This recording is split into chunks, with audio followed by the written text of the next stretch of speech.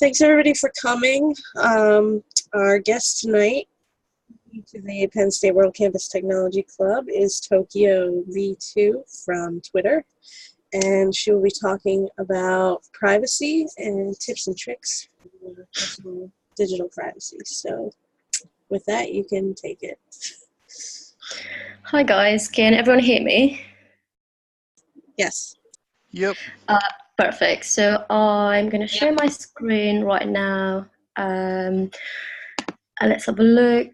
So share my PowerPoint. Cool, and let's get going. Let's go full screen. Perfect. So thank you for the introduction, Ray, and thank you very much for having me. I'm happy to be here. Just turn this up a little bit. I'm happy to be here and share my experiences.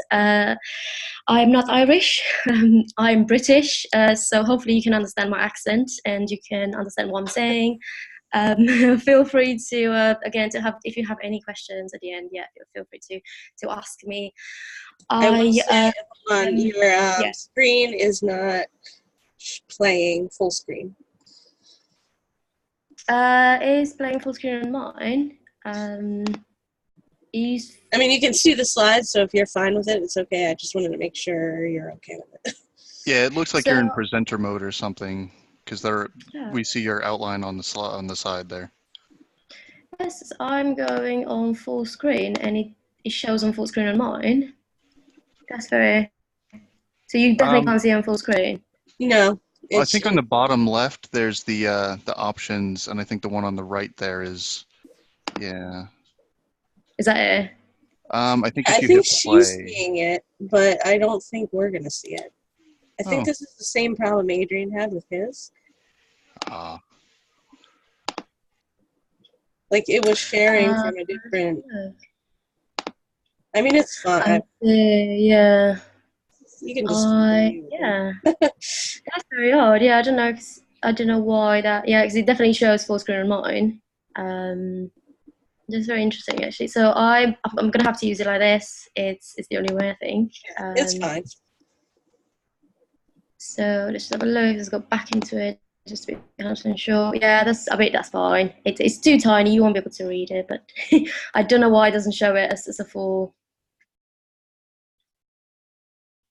1 second. They can't see. 1 second. Yeah, I think it needs to go full screen on the actual. No, that doesn't work. Broadcast slideshow. Try that. No, it doesn't work.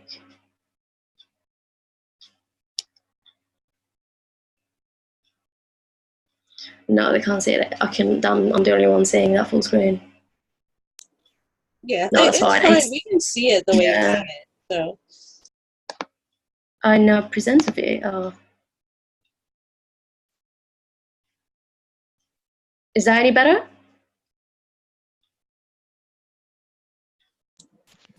Right now it just says that you've started screen sharing, but it just shows that as white text on a black window. No, okay, we'll just have to use this. I don't know why it doesn't. Yeah, that is what we're using. No, that's fine. We're gonna have to use that because it doesn't. No, that doesn't work. Yeah. Cool. No, I see it that way. About that. I'm not really sure. To be fair, I don't really know how to actually put on full screen. Sorry, didn't mean to screw you up there. No, it's gonna work. Okay, cool. So I think we're just gonna have to start as it is, I think. Hopefully I will figure it out next time. But yeah, so basically, that's a shame. I'm gutted now. But so yes, basically, I was going to say that I'm not an expert. So everything that I'm showing today and I'm talking about today is ideas, thoughts, and tricks that have worked for me personally for the past 12 months. So hopefully they will help you too. There'll be things that you do know about, and hopefully things that you do not know about that can help you either to start your journey into your privacy. Your privacy journey, or to actually just take this to the next level. So let's get into it. I have decided to call this "I Have Nothing to Hide" because unfortunately this is a statement I do hear a lot. So it's something that definitely I do want to bring a lot of awareness, and I'm going to play that full screen at least on mine. But I do want to bring a lot of awareness to everyone around us, and just increase our overall better security. I think this is the main goal that we are trying to accomplish with what today. So I think our protection of our personal information online, it should be really the key for us.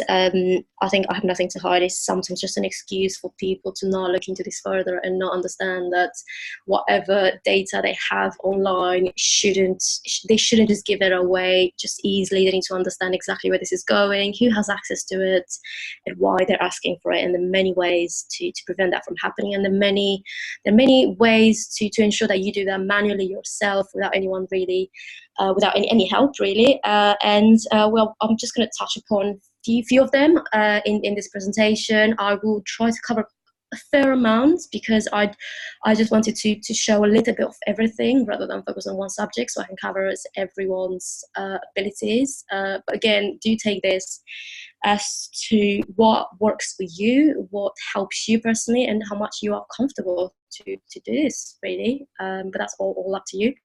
But these have helped me. So let's have a look at what exactly we're going to try to protect. Different people will of course look to secure, protect different aspects of their sensitive data, from starting with your home address, your date of birth, phone numbers, your primary emails, and some people will even look to make sure that the physical appearance is not in any photos and is not online really. So again, I think for me personally, these are just the things that I have looked at to protect myself, but whatever works for you, and what is comfortable for you, and how much you're confident and comfortable to start protecting your data. But I would like to start with the big guns, of course, the online presence and your social media. And I do think that how I personally started with this is when I basically took my wallet out and I realized how many loyalty cards I had in there, and the moment when you look and realize that some of them you don't use anymore, and most of them are registered online accounts that you haven't used or logged in a very long time, and I didn't remember most of my passwords. So I started an account audit on my social media, loyalty cards, my travel-related accounts, and of course the recruitment accounts, which it kind of took me by surprise because, of course, at various times in my life I did log in and registered on quite a few recruitment accounts. But the danger with that was when I started realizing how many CVs I actually left online and they never got removed, they never got deleted, and should someone have that access to that account, they would have probably had access to everything I'd written on that CV, and a lot of sensitive data, and including maybe references with phone numbers and emails for other people that they wouldn't have an idea that this is what's actually happening, and this is how far them being as references has gone into. So I think that's hugely helped me get organized in exactly what I've got online, and what if I need it, let's start clearing out. Basically, with these kind of accounts, what I found to be quite beneficial, really, it was to ensure I created a little bit of disinformation, and with that, I do mean that by law, most of these companies' accounts basically will need to acquire and keep your data for at least 2 to 5 years. Again, the privacy policies are all different, of course, and they will tell you that. I know the privacy policies are quite long, but they will tell you exactly how long and what they're keeping for a long period of time. And I just didn't want to make sure that if I do delete this, that my real date of birth will not stay with it. So I just started to delete any unnecessary information and change everything that was real, and it was mandatory to change it to something completely random. That way, when you if your account gets breached, you will push forward random data, and you will not really have to worry about much about it. Which I think that just put my mind at ease a little bit to know that that's happening. And of course, there's so many accounts that I did, so that I can't change anymore. But it's just made me sure that I can actually change these accounts, change these data, and start deleting everything. And I can safely say I've deleted about 40 different accounts throughout my life. So I'm very, very happy with that, and I think it's worked very well. It's definitely helped me a lot with my online presence, really. But that is again, these are just the recruitment accounts are actually something that to be quite careful with, purely because, especially if you have your CV attached, that could be quite dangerous. But in terms of social media, I think this probably, of course, goes without saying, but it's just a lot of data that you put out without even realizing it, that is most likely part of a security question somewhere on your bank account or something quite private to you, that whether you use open source intelligence or a bit of social engineering, you can get that out. And these are the dangers of Facebook, and Facebook owns WhatsApp and Instagram, so the level of privacy there is fairly minimal. But that is the problem, where a lot of people will keep their Facebook accounts, for example, but that's the only way they keep in touch with the families, and they've had this account for so long. So sometimes it's understandable that not everyone can delete their accounts.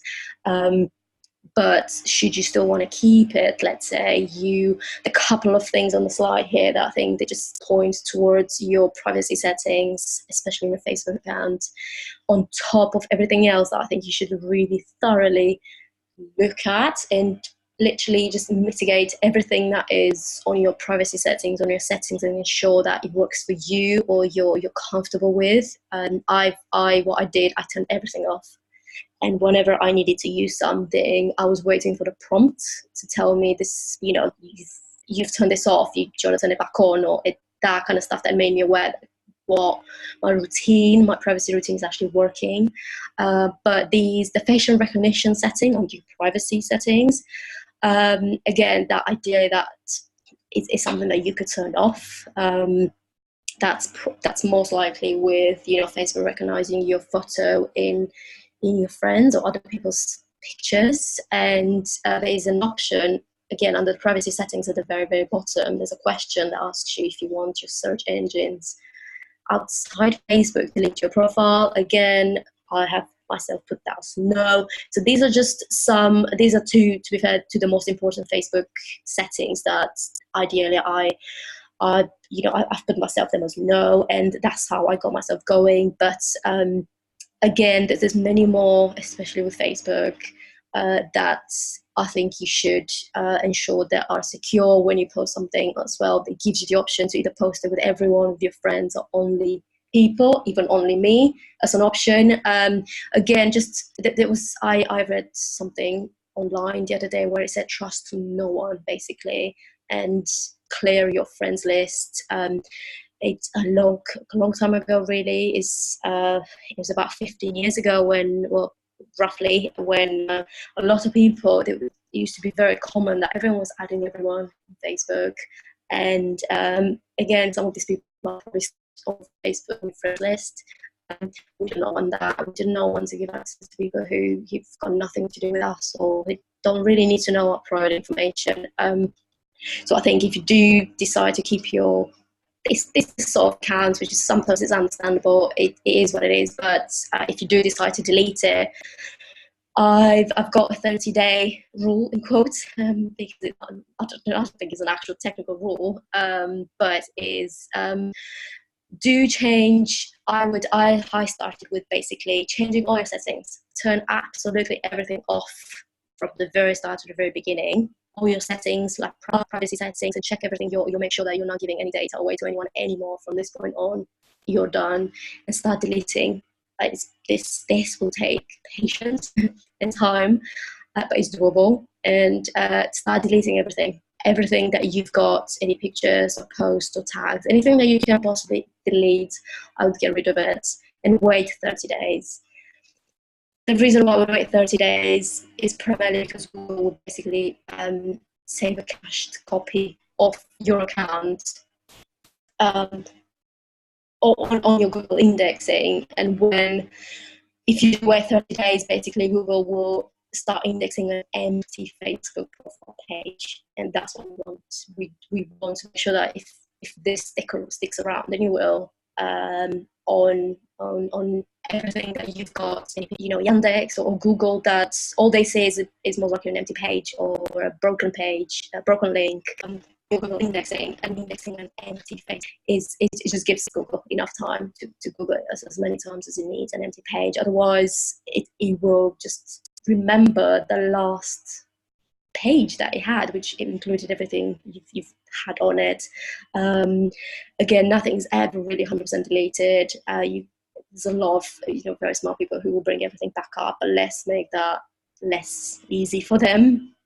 So I think this is what I've done, and this is what I think it will be beneficial. And I've heard many success stories with people doing that. But again, test it out and see what works for you. See how it actually happens to you, and how much you're comfortable with deleting and removing, and how many websites you're happy to really remove. And again, you've got the options even on Instagram to make your profile private, of course, and it just minimizes risks. And these are definitely things that I would definitely enforce on people. I would also like to talk a little bit about your physical security, not yours per se, but physical security in general. I think, as I said at the beginning, your home address, I protect mine quite carefully. And luckily, I've got people around me to do the same, because people, especially if people respect you and understand what your reasons are, I think that's very important to just, to educate everyone around you the same way you are educating yourself. It wouldn't be much safer or much better for you if you protect your home address at all costs, and then the person next to you probably goes and does the exact opposite. That will be a little bit tough. So I think educating everyone around you will definitely help in you achieving your own goal. But you've got, of course, the cost. There is a PO box service that you can set up. And I think that's a great idea.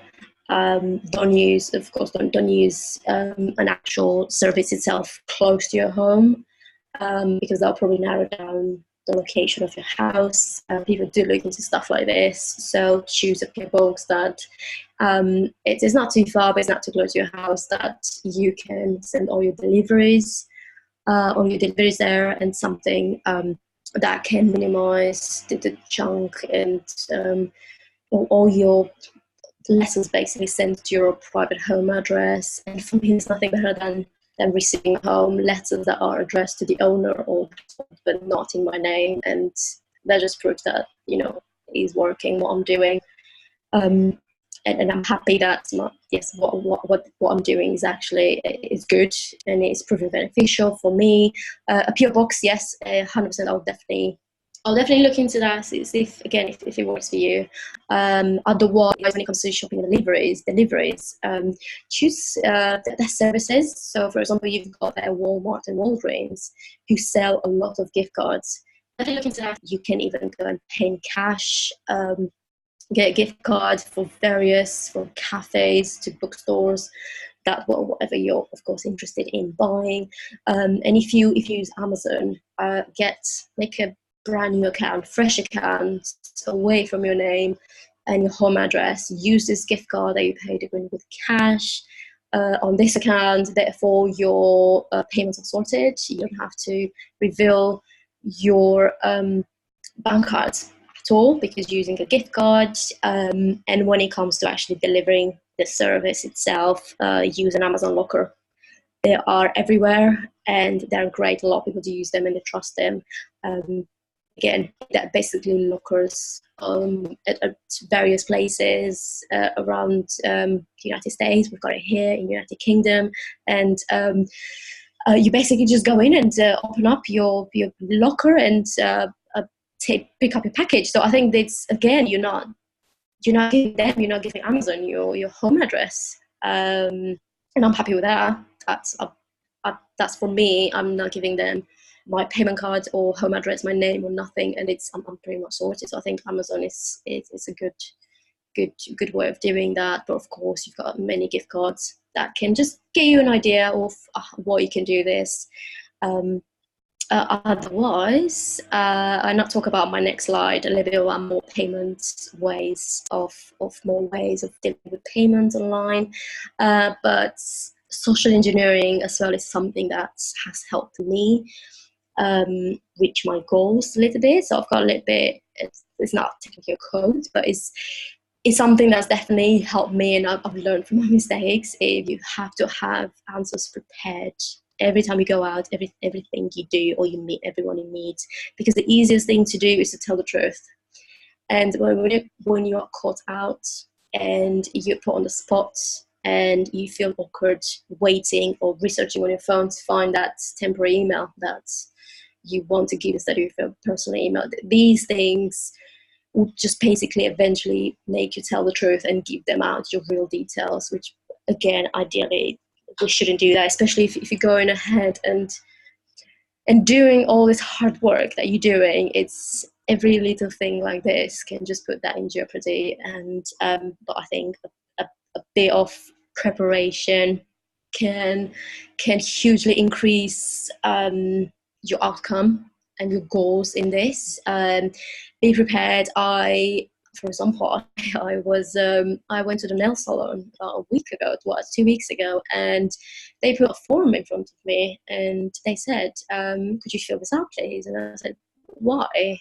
I've been here before, and I haven't filled one out yet, and I don't have an account." I chose them particularly because they didn't ask anything about me, and I was happy with that. And they said, by law, you have to fill this out, and they wanted everything from me, everything that I put at the start of this a presentation that I'm no way happy to give out.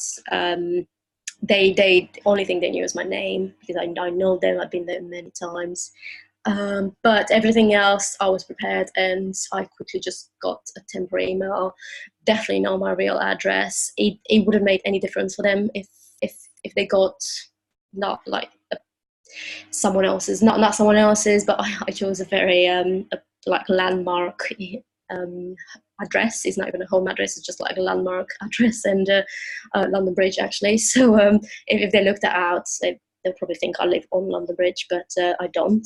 So it's just things like this. People use libraries, addresses to use in these circumstances. So again, I wasn't comfortable to give that out. I didn't think they needed it, really. I mean, I know they're just fulfilling their legal rights, and I gave them something to work with. I didn't believe a nail salon really needed my home address or my date of birth. So I just, I was prepared, and I was ready to just fill that out and give it back, and be confident that they'll come back to me and say, "Why did you lie?" Because that isn't how it is. However, there are quite a few forms of course, people that I would never lie to, and you've got the police and law enforcement. You've got to be quite careful with this kind of stuff. And when it comes to your health as well, if you go to dentists or doctors, that isn't something that I would lie, because that could complicate an insurance claim. So these are just the kind of things that I think you need to be aware of, research in advance, and see if it's possible, what you can do, how you can protect yourself as much as you can. Just because going to the dentist, that shouldn't really affect your privacy, but there are many ways to just ensure that you're happy with what you're giving out. But again, your health, your law enforcement, I think these are definitely a no for me personally. Otherwise, I'm going to move on to payment and a couple of gifts that I think that could be very, very handy. So payment, I put on a slide here a couple of ideas that a lot of people are using them and are aware of them. But like I mentioned before, in Walmart and Walgreens, we don't have those here, but we've got different ways of getting our gift cards here. But again, they just provide you with so many types of gift cards opportunities that you can just pay with cash. So that's definitely something that I would consider. Test it out, see how it works, see whether it works, and just see whether it's beneficial for you, it works for you. Otherwise, you do have, and I put the websites here as well. You do have a couple of websites, for example, privacy.com, which of course masks credit cards. So you will have to give privacy your personal bank cards for them to draw the money out, but you are using privacy.com when you go on Walmart to pay online. Walmart will not know that is the debit card, the credit card is coming from you. Privacy.com will mask that. So I think a lot of people are using this for that purpose in particular, because it's great for them to have to make anonymous purchases. So that is probably the best example that I can do, especially for the United States. There's many that we in the UK can't use.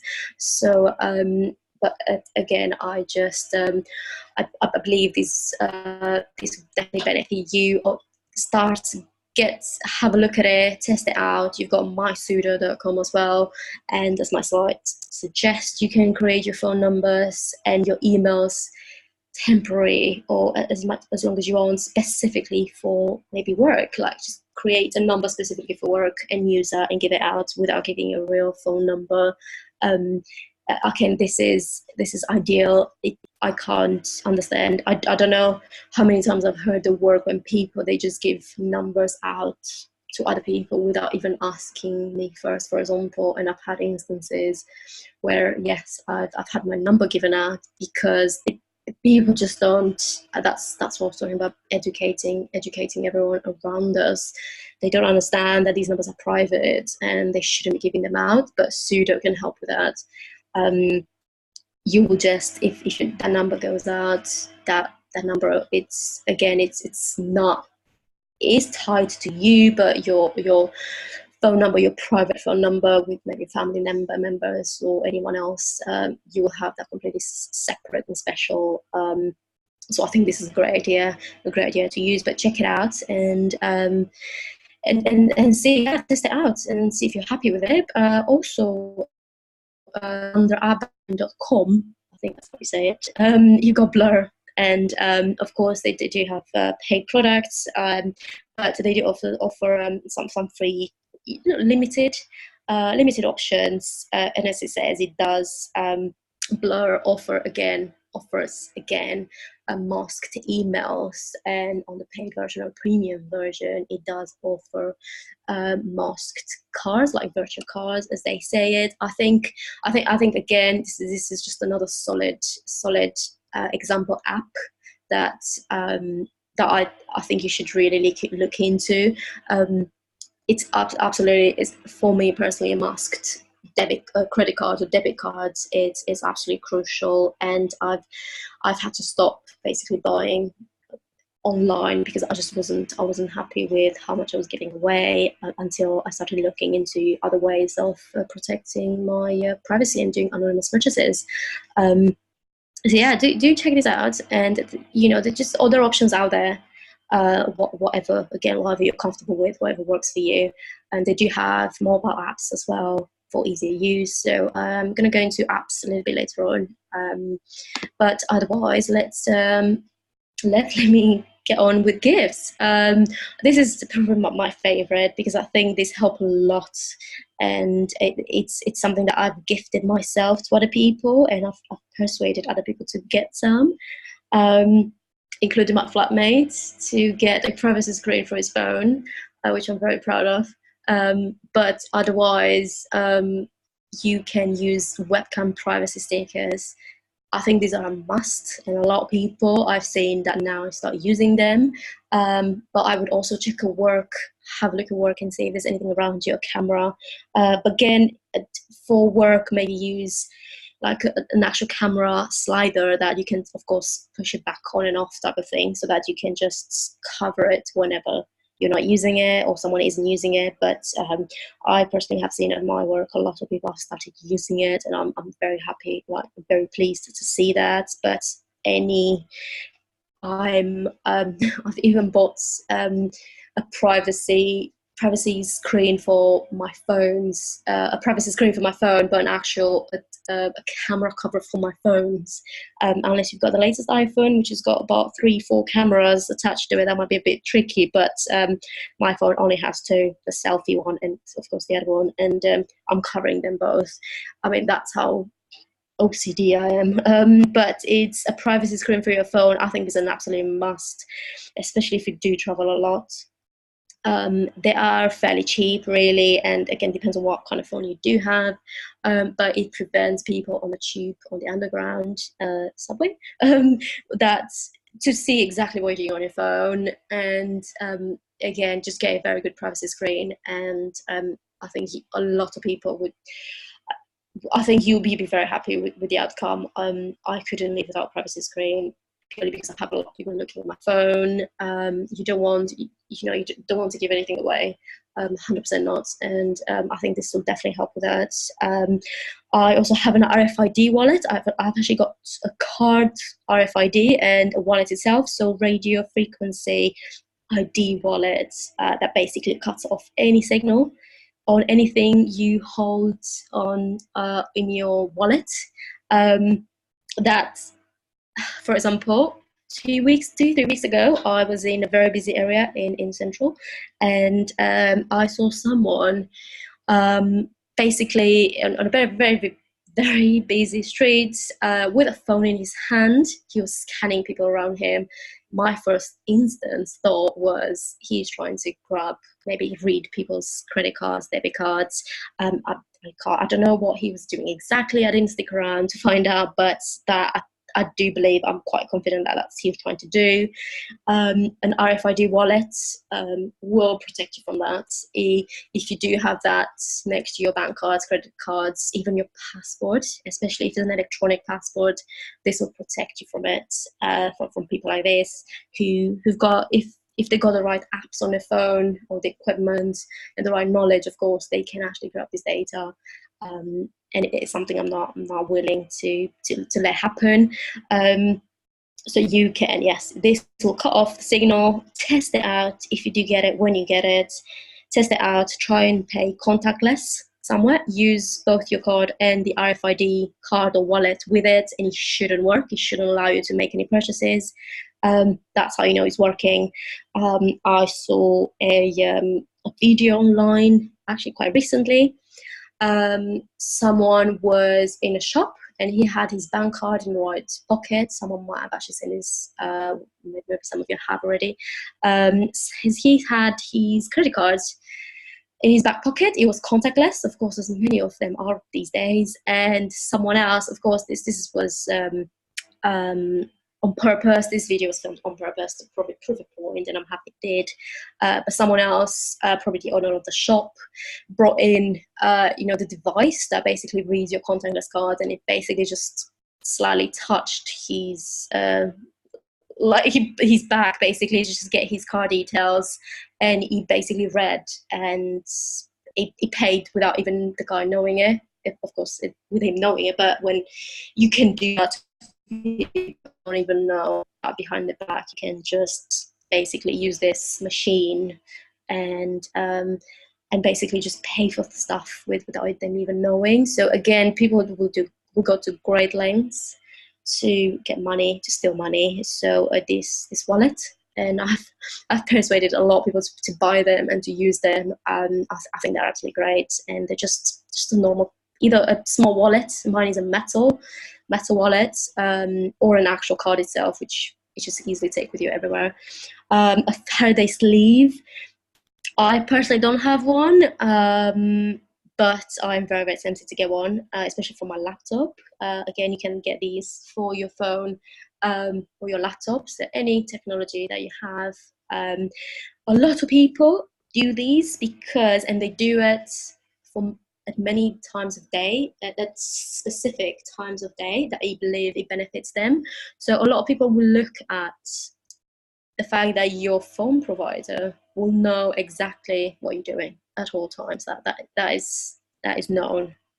Whether you even turn it off or not, or off or on, they will know where you are, they will know what you've done, what you're doing. So a lot of people deliberately don't turn their phones off, because they don't want to look like they've done this on purpose, and they would use a Faraday sleeve. They would use a Faraday sleeve to suddenly accidentally lose signal, which is what this will do. Will lose you, cut your signal off, and a lot of people do that, for example, when they're on their way home, to make sure that, again, to protect their home address, the privacy at home. And when they get home, they just use their desktop for everything else that they need to do. So again, people use this for different purposes, but this is the purpose that I've heard of a lot, and with success. They're happy to know that if someone were to look at your data, that just to deliberately look for you. I know this probably won't happen, but you never know. It's just an example. Someone would look for you specifically and see what you've done on your phone, and when they see even when you lose signal, they probably think, oh, you just gone into a bad area, and now you've come out of it after a certain time. But otherwise, if they grab your data for a period of 7 days or 14 days, and they realize you've turned your phone off at 9 p.m. every night and turn it back on at 7, 8 a.m. in the morning, they'll start seeing a pattern. And a lot of people don't like to ensure that pattern will realize where you live. That's where someone lives, and it's not something that a lot of people are willing to share. And it's just another bit of extra protection that people will invest in. And I think Faraday sleeves are basically great for that. Or YubiKey, a security key. So the YubiKey is like a security key to help you with your two-factor authentication. MFA, multi-factor authentication, and your passwordless authentication. Again, there are many ways to ensure you basically have your 2FA on and is working, and you make use of it. YubiKey is absolutely a great example. Unfortunately, not all accounts, not all social media provide you with that possibility to use a security key, but more and more now allow you to do that, which is absolutely amazing. But there's still work to be done on that. But if there's an option, 100% I will want to ensure that two-factor authentication is on everything I use. I don't have many online accounts anymore, but everything I do have is got this on. And if it does allow you to use a security key, and you will see the option, it will tell you exactly what you can authenticate. I definitely would use this. It's an actual physical security key, so you get it with you. You basically plug it in, USB 2. It's got many ways, again, depending on what laptop you've got and what works for you. But it just allows you to store everything. It will store everything for you, will help you authenticate everything like you would, except you don't have to remember passwords. You have to write them down anywhere. So I think this is absolutely amazing. And again, there's been a lot of success stories with this. More and more accounts, apps are starting to integrate this. So should this not be an option? You do have a lot of password managers or authentications apps, which I'm going to speak about in a minute, that again can just enforce that and help you. I'm going to give a couple of examples in the next slide. But the last option, I was looking at the portable door lock. Yeah, this is 100% something that can be used, especially if you travel, and especially if you travel with a lot of equipment that you do not want stolen. I know a few people that have got this already, and it works for them. And you can buy this. All these can check them out on Amazon and see, like, just have a look and see what they're like and what they do. But the portable door lock, again, you just can use it to protect your physical security and your phone, your actual technology. So I think this is a great idea, especially if you travel a lot. If you go to conferences, I personally, unfortunately, don't do that, so I don't really need it. But yes, I think this is a great idea for anyone who does just worry about the physical security. Let's have a look at the next one. Everything that you've done so far, everything we've spoken so far, and let's say you've done it, you're at this point.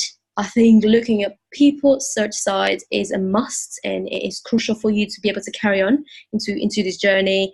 They kind of go hand in hand. You kind of have to do both. You can't just do one or the other, because what's online will be spread over and over again until you put a stop to it. I've got a link here, the inteltechniques.com/data/workbook.pdf. That should be the latest workbook provided by Michael Bazell on every single people search site that you can remove yourself from.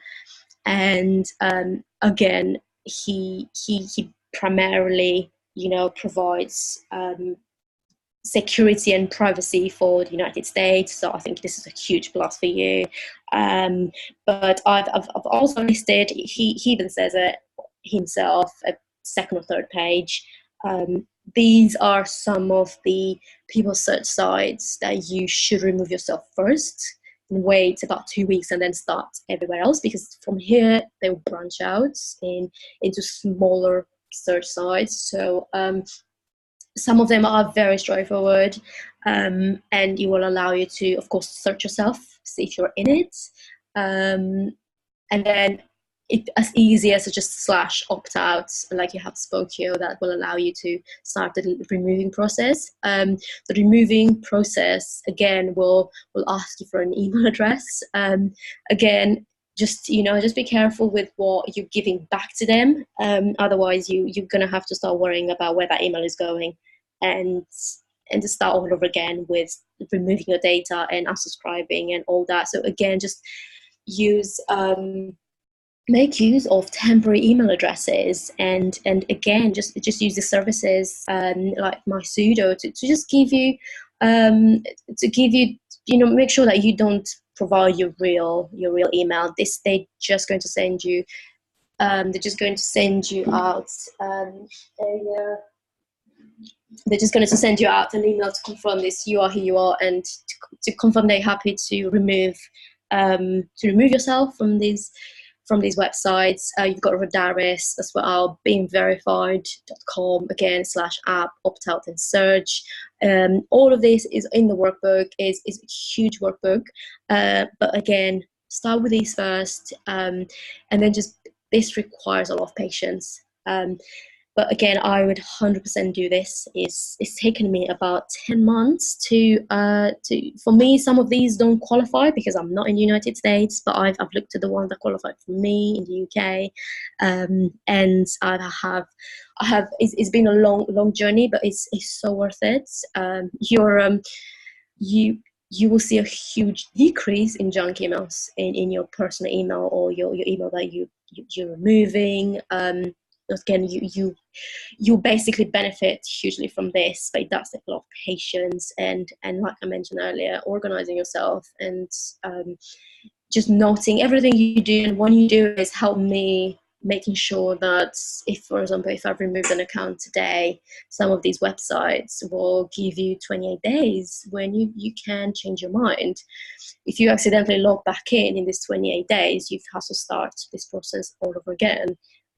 Or if you don't realize you've done it, and maybe even someone else is doing it, you've technically never removed yourself. And always go back and double check, make sure what you've done is worked, you've tested it out, and you're not on it anymore. The reason why I'm saying this is because, again, I've had this myself, and the link at the bottom, again, you'll need a Gmail account to do the removal link. Because if you do remove yourself from Spokio, what happens is Google, again, will keep a cached file link to the last link Spokio had on you. So I found this myself on a website that I removed myself, and then again I tested it out a couple of days later just to see whether I can still find myself, just to test it out. Always test and make sure you're happy with the result. But I did find myself. The link was there, however the link of course didn't work, which I was happy with, but because under the link there was a tiny blurb on like all the links do, they've got just a little note like a preview. That preview basically gave everything away that I was trying to hide. And it, again, that just made me think, like, how can I remove this? And through this link at the bottom, you can ask Google to remove this for you. Of course, they will only make sure that Spoker has actually deleted your profile. That's the only way they're going to do it. And it usually takes about 2 days, and they'll remove that link altogether. That means there's no trace of you ever being on Spokeo. So that's something definitely to be aware of. That's caught me out. Test everything you remove yourself, just test it out, and whether you're confident enough, of course, to get someone else to do this for you, someone who you're happy with and can of course use this for good. But this removal link, I think is great. So just for some people, that preview would probably give them everything they need to know without even clicking on the link. So just do keep that in mind. I will, again, as I said about Facebook earlier, some people might not have the possibility to delete it. They might not be able to. They can't. They want to. They don't want to. That's the same with the Gmail account. I mean, ideally there are better ways of communicating, and you've got Proton Mail. Again, that is encrypted, and I would highly recommend it. Proton Mail as an account provider, an email provider, rather. But should you, and I say that from personal experience, there's links and ties to my Gmail account that I just can't get rid of it just yet. And I still have to keep it on, but if it is kept on, I want to make sure that it's as secure and private as possible. On your email page, basically, if you go onto the top right under your name, you got that blue sign which says Google account. That is basically the way that a lot of people forget about and don't even realize what's in there. And because everything's turned on by default, you're caught out a lot. So the picture at the bottom, well, basically, I have gone through you really need to go through every single one of these options, and just ensure you're happy with it. I got a slide prepared for the security tab in here. It's because I believe that, again, that's something that catches a lot of people out, and something that can definitely benefit you, but do have to look at them thoroughly. There's a lot of stuff in there that you can change, of course, if it does work for you. But the security tab itself, again, it tells you exactly the devices that your account is logged onto. Again, what I have done, and I do this regularly, I sign everything out. And whether I have to go to my phone and, let's say, log in, I'm happy to log back in manually, but I know that it's worked and everyone else is logged on somewhere else. It's much better for me to just test these out and log out, manage my accounts, and when I come back in here, only what I'm actually using and I'm happy with is there. You've got third-party apps with account access. Again, you can have Dropbox, and that's a common one with an account access. It's just check everything on that actual tab and just make sure if that's what you actually want if it needs to be there. The next option, again, is something that unfortunately I do see people use a lot, is signing into other sites with your Google account. A lot of the options on some registration pages is to sign in with either Facebook, therefore using the same username and the same password for Facebook as you are for Medium, let's say medium.com. Ideally, that shouldn't really be the case. You shouldn't really be doing that. But again, this tab itself, will tell you exactly what you're using these accounts with. Have everything separate. If someone accesses either your Facebook or your Medium account, they've got pretty much, they've got your passwords to this other account as well. So you need to minimize that, keep everything separate and different. But your password manager, unfortunately, I really wanted to put that in there primarily because I did look at a different department of work where they were using a common Gmail account to just, help each other communicate and share links and documents. And I did go and look at all the security questions, the security options, and I looked at everything, and they had about 30 different passwords saved on the password manager, and I don't even think they know about it. So every time you're logged into a certain account, on, of course, you probably know this, in your web browser, whatever else you log onto, Facebook or Twitter, it will prompt you on the top right whether you want to save this password or not. A lot of people do click save, and this is why these passwords are saved and kept. They're easily reachable, and ideally they should be empty. You do not need to do that. There are many other ways to save and store your passwords without having to let Gmail know about this. You've got LastPass, for example, that you can use to store your passwords or generate passwords. It's a secure notes option. So there are many other ways to use as a password manager, and I don't believe Gmail is that really. I don't think it should really be used for that. I'm much happier to type these passwords in myself. For example, if I do remember them, I'll just use LastPass or XE KeyPass, KeyPass XE, the other way around. But these are much more favorable. Of course, your YubiKey as well. Should you have it, and definitely not Gmail. So should someone have that one password to your Gmail account, they've got access now to everything else that you basically looked at. So I think that's a huge risk. And I'm happy I did look at work because that brought awareness to my own accounts, and again to just making everyone aware around you what was happening. It keeps them in the loop, and it helps you as well. Should you need to have to use these accounts, your own work environment, and you have to use the same products and same services as everyone else. Mobile privacy and security. This is something that has been quite important for me in the last couple of months, primarily because I had my phone stolen. So I've had a thorough look at everything I had on that phone and how to be even more aware of your security and even privacy on your phone. Ideally, there isn't much that you should really be using your phone for. And I'm just going to go and I'll show you a couple of apps as well, primarily because, again, your phone is nowhere near as secure as your laptop, for example, and you've got more control of this on your desktop. And that is, for me personally, the main reason why I've got minimal apps on my phone. I've just removed anything that unnecessary.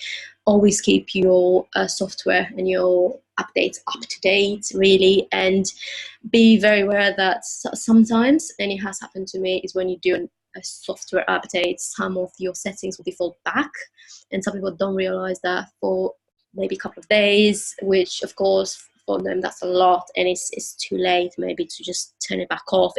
These are things to just be aware of, and always regularly check your settings. But I would definitely use the longest possible password or PIN, whatever your phone offers you. Choose, I did write the longest, but I'm probably going to tell you not to, because and again, most of these not ideas but examples have had success stories primarily from the podcast of Intel Techniques, which I'm going to put a link at the very, very bottom on the last page, on the last slide rather, and that someone was basically saying that he was drawing more attention because his password was too long, and every time he was going out, And every time he had to put his password in, people were noticing that it took him too long, and people do look at this kind of stuff, and it made him kind of stand out even more. So he changed it, although he said, I'm not comfortable doing that, but it's, again, I do not want to let people know that this is what I'm doing. So again, just be wary of that, and see if it works for you.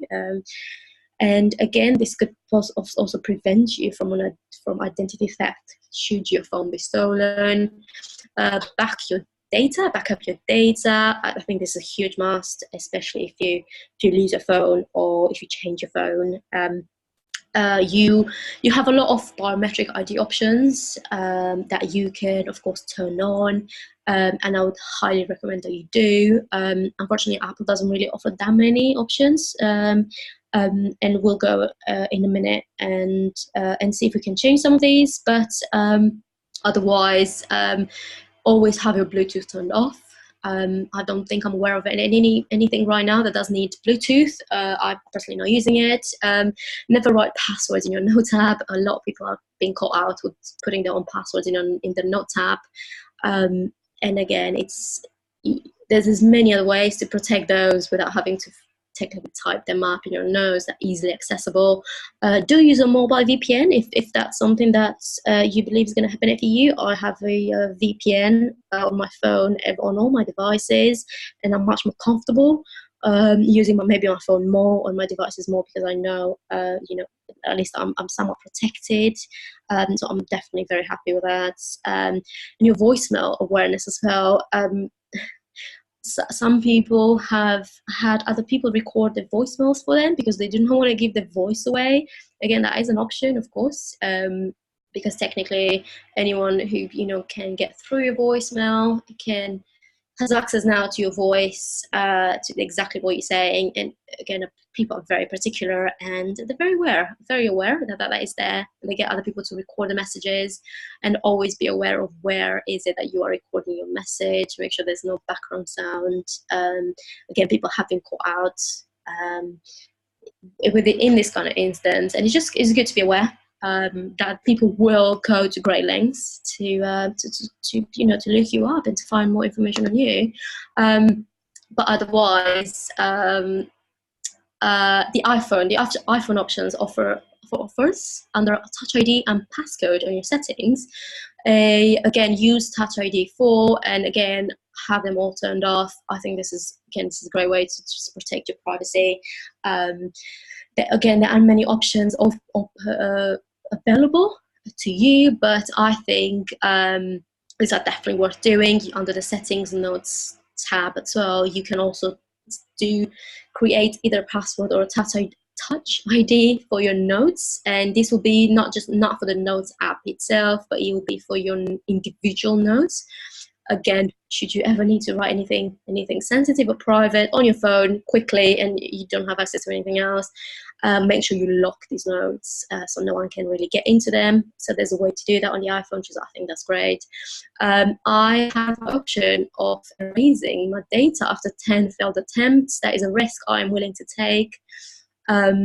Should someone again steal my phone again, and of course try and get into it after 10 failed attempts, my phone will be wiped clean, and I'm much happier with that. It's unlikely that I'll get it back, and if I do, I'll rebuild it. It's fine, but at least I won't I won't have I won't go through identity theft. You never know what they really want from you, so that's just a bit of safety zone. Otherwise, I think this permissions option under the privacy settings is very thoroughly important, and I do personally check mine fairly often because it just shows you exactly what you're giving access to, and what apps have got access to your camera, your location. And again, these are just things that I personally turn everything off, and only when I have to go on WhatsApp and send the photo and I get prompt asking me, actually you can't because your settings say that you can't, then yes, I'll know, good, it's turned off as it should be, and I'm going to turn it on temporarily or however long I need it, and then maybe turn it back off. So again, that's just another way to keep your privacy levels on the low. or because you do not want to give more than they need. You're not going to use an app for 3 weeks. They don't need to know where you are at all times for those 3 weeks. So I highly recommend that you look into those, take them. There's quite a lot to go through, but I think they're probably very, very important. They're the most important for me, and I check them regularly. And again, just check your passwords and accounts. Like I said, there are many ways to store those, and probably not on your phone really. And reset your advertising ID regularly. I think that's probably the first thing that someone's actually ever told me, and I still do that regularly. It just creates basically you've got your unique advertising ID. You get you get advertising based on what you search, what you look up. Resetting that, it just kind of resets your whole persona online really. Again, that helps, and it is a great way to just keep a wipe clean, basically, or online presence. Useful apps. We're almost there, I promise. So again, there's quite a few useful apps, and again, some of these you can get on your desktop as well. But I do believe these have been huge for me, and of course, I would like to pass them on. AppLock, I miss it a lot, but this is Android only, and it's probably the best app I've ever actually used. It creates a password or a Touch ID should you want to, on every single app you've got on your phone, absolutely everything. And again, it's just an easy Touch ID. So for me, that might have just what saved me from identity theft when my phone was stolen. I'm gutted that it's not available for the iPhone, but that's an amazing app that I think more people need to be aware of. A VPN app, of course, there are many services that you can use. You've got PIA and Proton VPN, many services, but whatever you're interested in, and should you be interested in it. But I think this is a huge must, a VPN to have your desktop and even on your phone. Your password managers app and authenticator apps as well. You've got two-factor authenticator apps, I think, on your phone. You've got a Google Authenticator, Authy. That's, again, Authy, both really allow you to back your codes up and test this theory out, of course, because every code you've got on your phone, of course, they'll be replicated. Your account will be replicated on your desktop. Should you lose your phone or not have access to it, you can still get into your two-factor authenticator apps. Accounts rather, and I think backing up your codes is a huge must. This will just prevent you from being locked out of your account really, but Authy is absolutely amazing and it's very easy to use, and Google Authenticator as well. So there's just a couple of examples that you can have. What 3 Words is an amazing app that basically generates, you have an address that you would like to share privately, securely with someone. What this app does basically is provides 3 generated words for that address that you can give away to someone. Someone else who of course doesn't know what exactly you're doing. They won't know exactly what this means. It will protect, again, privacies, and in an emergency, of course, I think this could be very useful for someone to have. And again, this matters. This is very important, and people use this for different reasons. But this app has come to my surface to my attention about 2-3 months ago. So I think this is just a great app to, again, protect your address, your current location rather. And do check it out and see. It's got a map. Again, you just click on it and it tells you, generates 3 words. So again, it's I think a lot of people I know have already used this with great success. But of course, do have a look at Firefox. They're huge on privacy. I wouldn't personally use Safari. Firefox, I think they're great with privacy. And just set it up that, of course, with these settings that work for you and they suit you with your needs and what you use Firefox for, what you're looking into. You've got sudo and blur, of course, for masked credit cards, and you can have them on your phone for easier access. Signal is an encrypted messaging service.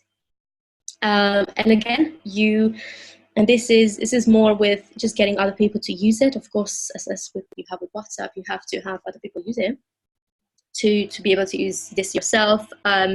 Just making other people aware, but it literally just says what it says on the tin, and is a lot of people in the privacy world and OSINT world do use this, because again, it's a much safer option and more private option than WhatsApp is being owned by Facebook. So again, do check this out and see if it could work for you. I'm still trying to find people and just talk people into using these kind of apps. The more of us use it, of course, the better. Otherwise, these are just a couple of links I think that could help you. You've got a very good article here, the motherboard guide to not getting hacked online safety guide. This is very, very good, and a lot of the stuff I've spoken about here will be on there, and more detail. I think it's a great article. It's a great page. It's helped me a lot. You've got the Intel Techniques podcast, which is an absolute must. Again, a lot of the things in here have been pinpointed from various podcasts, because Michael Bazell is absolutely amazing and he's a genius. He's been doing this podcast for a couple of years now, so there's a lot of catching up to do, but I think this is thoroughly worth it if you're into privacy. He's a privacy, of course, he works in this industry, and I think this would be great. And if you look up on the website, he'll tell you exactly what he's talking about in each podcast, so you can kind of pick and choose whatever suits you or works for you. You've got privacytools.io, which is a huge and great website for even more apps and extensions and ways to be more private, really. So again, that is an amazing website. Things change all the time, as we all know it. So I think just keeping up with all these would be great. And the website that should have been further up in the slide is a background checks, just delete me page. I think this will just give you an idea of how hard it is to remove yourself from the online presence.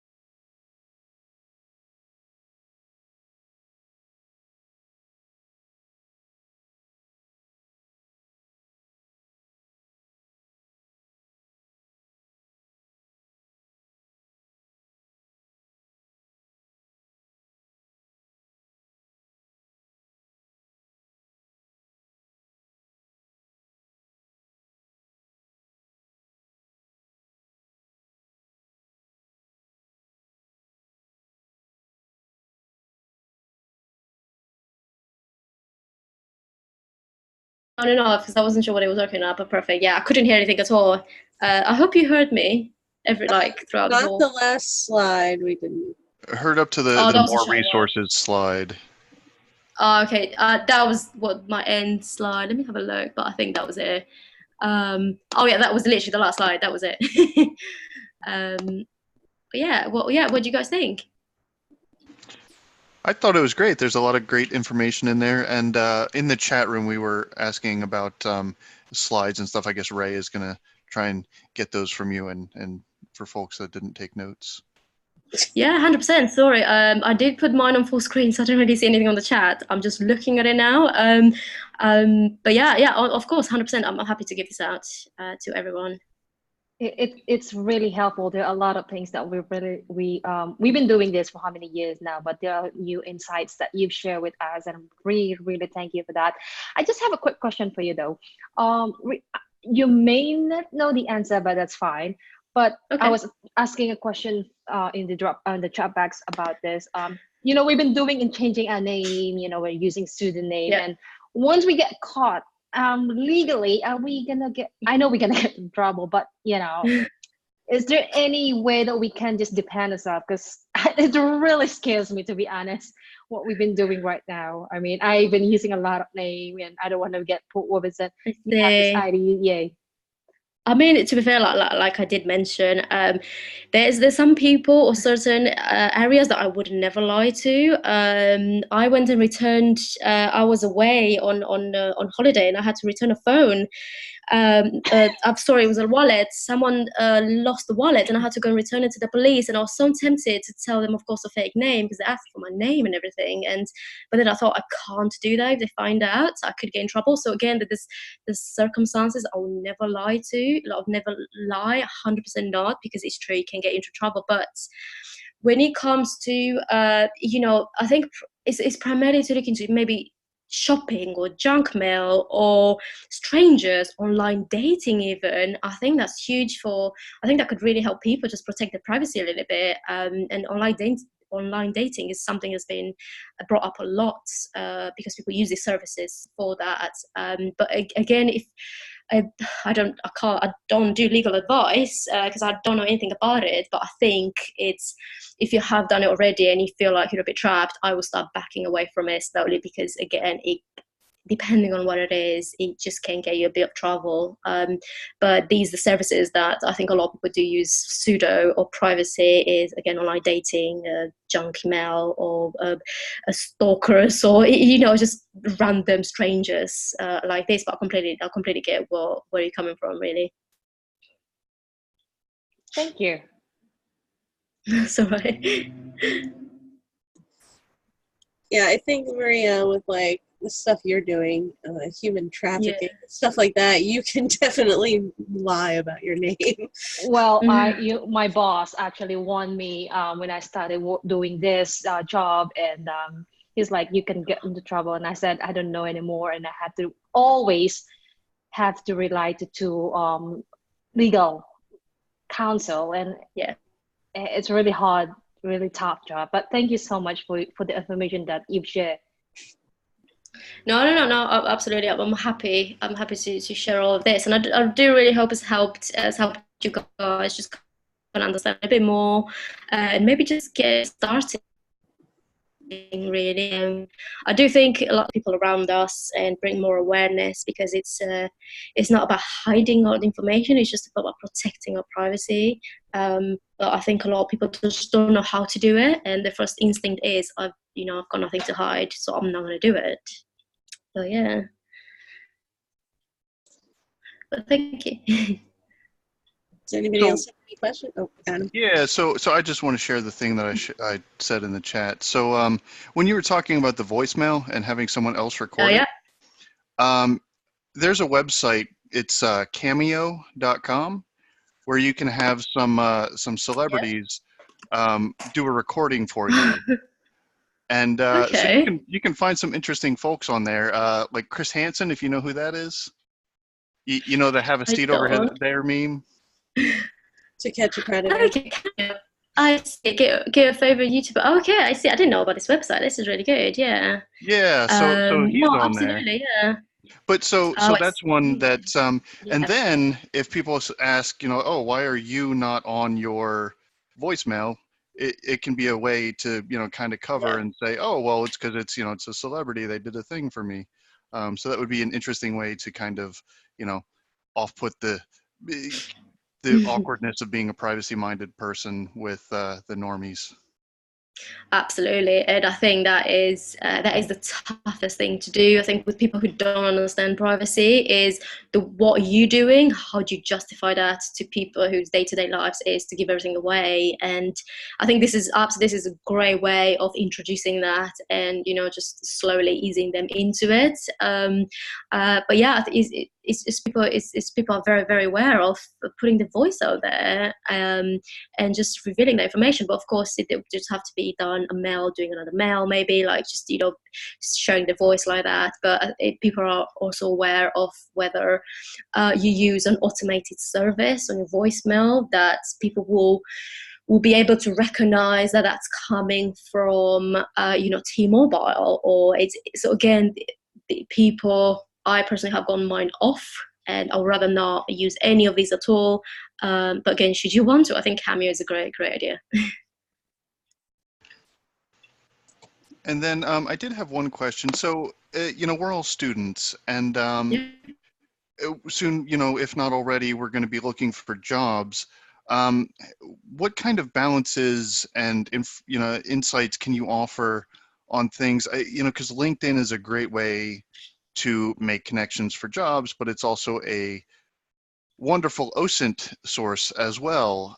So what are some tips and things that you think you might be able to offer when job hunting and you know, trying to network at the same time, but remaining private?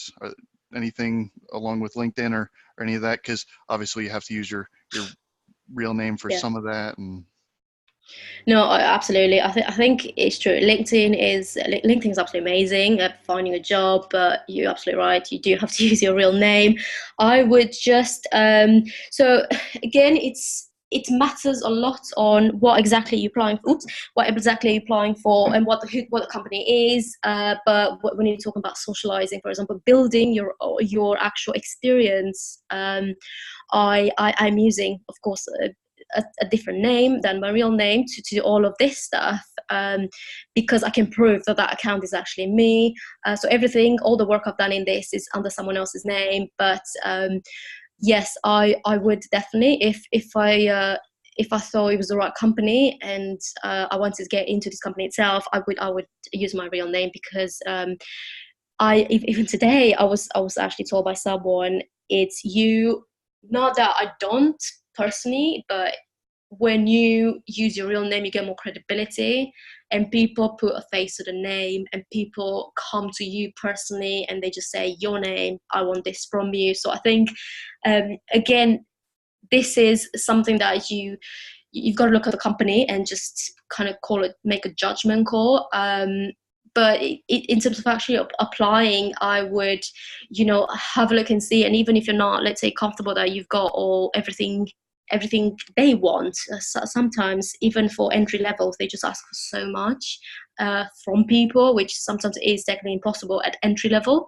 So I would just apply as much as you can for everything, even if you're not qualified. But again, use emails that you create specifically for this purpose, and phone numbers specifically for this purpose, that you've just given your real name out, but no mobile number that they can track you back. Or so keep these all separate and private, and at least if you don't get the job, they will have in their system a number that you can kill tomorrow, basically, and it's not even your real number. So I think these are just a couple of things that you can do. I was confident enough to trust a couple of people and let them know my real persona, which I'm very happy with, because I picked them very carefully, and I know that they will benefit me in my career.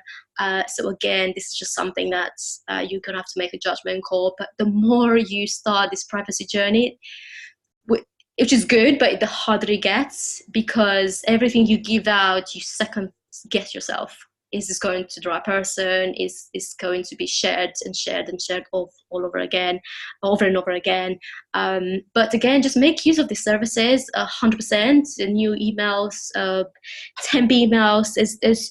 There's ways again online. And should you want to email this company yourself, just make a Proton Mail account with your name, and with and maybe something generic that doesn't stand out and doesn't, you know, get you fired. But just make a Proton Mail account, you get a free account, and send them an email from that account rather than from your real LinkedIn account, and just get more information, because you never know, they might just kill the conversation before you reveal your identity. But at least you'll know that you haven't given them your information from the get-go.